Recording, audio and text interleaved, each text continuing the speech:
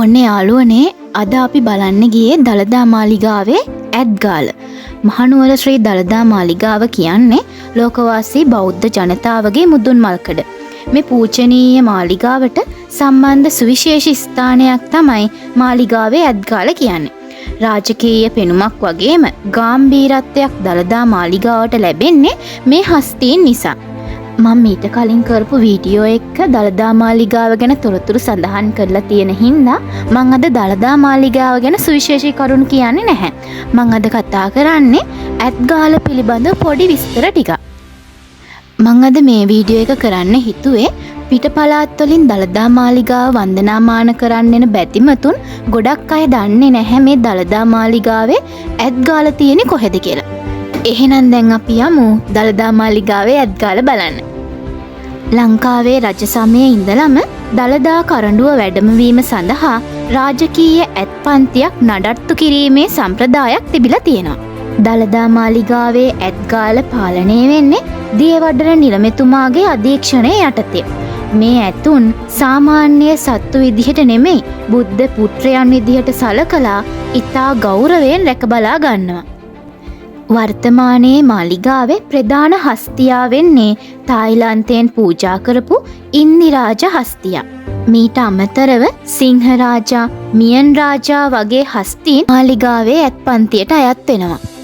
දැන් අපි මේ යන්නේ දළදා මාලිගාවේ ඇත්ගාල බලන්න. මේක තියෙන්නේ දළදා මාලිගාවට පිටුපස තියෙන මියුසියම් එකට යන පාර දිගේ මීටර් 100ක් විතර ඉස්සරහට යන්න ඕනේ. එහෙම මීටර් 100ක් විතර ඉස්සරහට යද්දී ඇත්ගාල අපිට හම්බ වෙනවා. අද නම් අපිට දකින්න හම්බුනේ එක හස්ති රාජයයි. එයා තමා මෙන්න මේ ශාමා. මේ ඇත්ගාලේ පොඩි පැකේජ් එකක් තියෙනවා. මේ හස්ති රාජයන්ව අත ගන්න, එයාලත් එක්ක ෆොටෝ ගහන්න, එයාලට කෑම කවන්න ඕනේ නම් රුපියල් 1000ක ගෙවීමක් කරන්න ඕනේ. ඉතින් මේ ඉන්නේ අපි බලන්න ගියපු ශාමා. එයා ළඟ ඉන්නේ ඇව බලාගන්න ඇත්ගෝවා.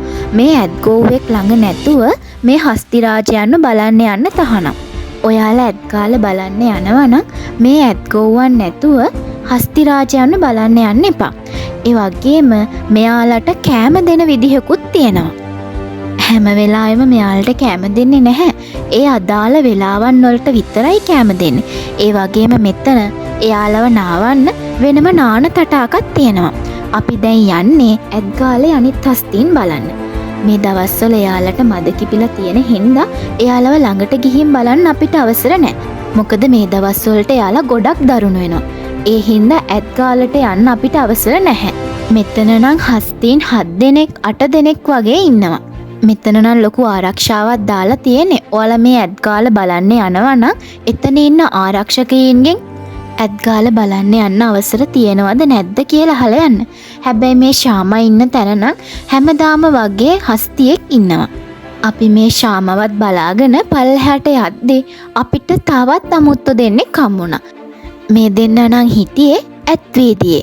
ඇසල පෙරහැර කාලෙට ඔයාලා දළදා මාලිගාව වන්දනාමාන කරන්න ගියොත් අලි ඇතුන් විශාල ප්‍රමාණයක් බලා ගන්න පුළුවන්. ඔන්න යාළුවනේ මං අද වීඩියෝ එකෙන් ඔයාලට කියලා දුන්නේ දළදා මාලිගාවේ ඇත්ගාල ගැන පුංචි විස්තරයක්.